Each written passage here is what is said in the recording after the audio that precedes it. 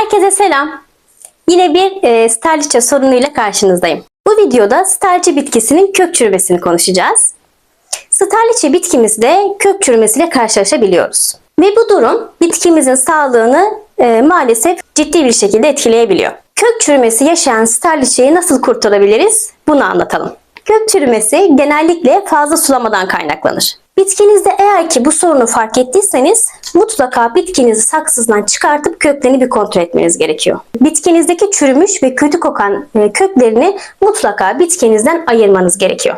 Kalan sağlıklı köklerinde mutlaka yıkayıp bir mantar öldürücü tozla kaplayabilirsiniz köklerini. Bitkinize daha sonrasında iyi drenaj sağlayan bir saksıya ve toprak karışımının zengin olduğu güzel bir toprağa ekip sulamayı mutlaka azaltmanız gerekiyor. Sterliçe kökleri yeni dikilen toprağa adapte olduktan sonra tabi bu süreç birazcık uzayabilir.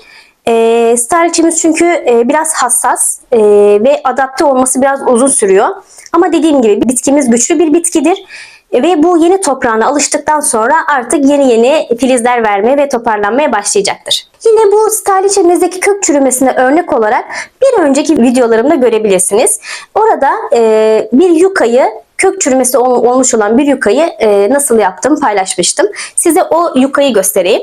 Şimdi bu benim yukam, tabii ki o zaman gördüğünüzde daha büyüktü ve bunda bir kök çürümesi olmuştu. Bunu birçok yaprağını sararttığı için fark edip topraktan çıkartmıştım. Ve bunu beraber yapmıştık sizinle. Mutlaka ama çıkarttıktan sonra bu kök çürümesi olmuş olan toprağı kesinlikle kullanmıyoruz. Çünkü o içerisinde oluşmuş olan mantarlar yine yeni diktiğiniz sterliçenizde de veya yeni diktiğiniz bitkinizde de oluşma sağlayabilir. Yani tekrardan oluşabilir. Köklerini mutlaka bitkimizden ayırıyoruz. Ve bunu ayırdıktan sonra biraz önce anlattığım gibi de bunu o zaman beraber yapmıştık. Ve bunda çok az bir kök kalmıştı. Yani diğerlerini hepsini budamıştım, çürüme olan kısmını. Ama yine onda ilerleme olacağı için, gövdeye kadar çürüme gittiği için ben bunu tamamen kesmiştim. Ve bunu tamamen kuru olmuş bir toprağa ektim. Ve o zaman videomda izleyebilirsiniz zaten aşamalarını.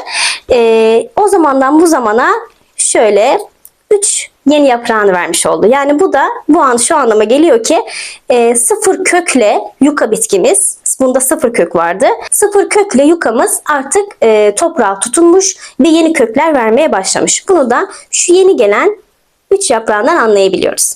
Yine sterliçemizde ve diğer tüm bitkilerimizde olduğu gibi eğer bir kök çürümesi başladıysa bunu erken fark etmek çok önemli. Çünkü bitkinizi kurtarma şansınız bu yüzden artmış oluyor. Eğer böyle bir sorunla karşılaştıysanız bitkinizi mutlaka kontrol edin ve sulama dengesini de mutlaka dikkat edin. Sterliçe bitkimizde uygun koşullar sağlanmadığında maalesef kök çürümesi yaşanabiliyor. Bunu da yine bitkinizin fazla sulamasından kaynaklanıyor. Bitkinizin mutlaka ihtiyacı kadar sulama verin. Mevsime göre sulama dengesini ve sulama sıklığını değiştirin. Çünkü bitkimiz bir yaz ayında, bir ilkbahar ayında daha fazla su isteyecektir. Ama lakin bu biraz sonbahardan ve kışa doğru mutlaka suyunu biraz daha azaltmamız gerekiyor. Çünkü bitkimizde bir yaz dönemi kadar su istemeyecektir. Bir buharlaşma o zamana göre biraz daha tabii ki olmayacaktır. Bu yüzden suyunu mutlaka az vermek gerekiyor. Yine aynı döneme göre suyunu arttırırsanız ve aynı şekilde vermeye devam ederseniz çünkü bu sefer de yine kök çürümesi olacaktır.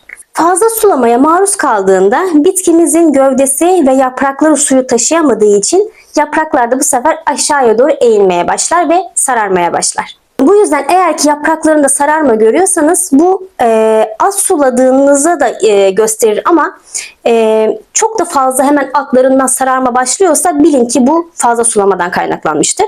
Bu yüzden mutlaka sulamasını azaltın ve çok ıslaksa da bunu yeni bir toprağa ekin ki o fazla su içerisinde kalan topraktan daha da ölmeye devam etmesin. Kök çürümesiyle ilgili daha farklı bir sorununuz varsa veya bir probleminiz varsa yorumlarda bahsedebilirsiniz. Beni dinlediğiniz için teşekkür ederim. Bir dahaki videoda görüşmek üzere.